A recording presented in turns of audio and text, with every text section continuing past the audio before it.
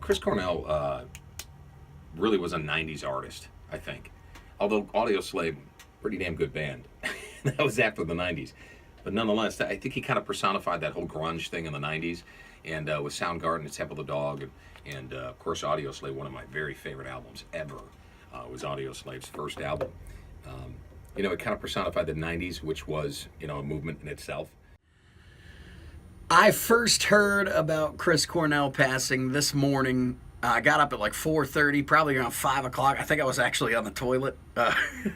And Adam had texted me and said that Chris Cornell had passed away.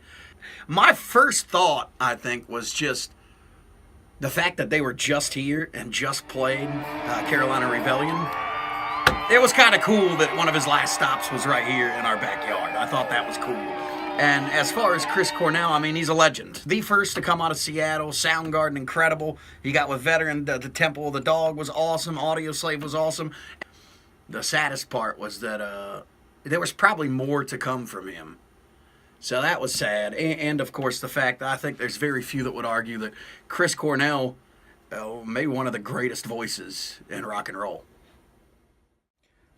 It's weird. I actually woke up this morning to like 4 or 5 texts from a bunch of different friends saying, a lot of them said the same exact thing, like, aren't you happy you went? And I'm like, what are you talking about?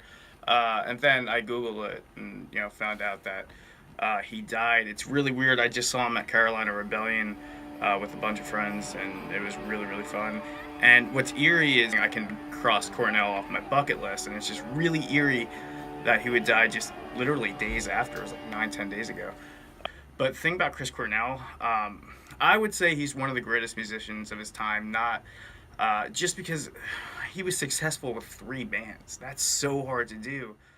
When you lose an artist like that, it's tough because he represents not only, music and his style of music, but also to kind of an era. Pretty sad to hear about it.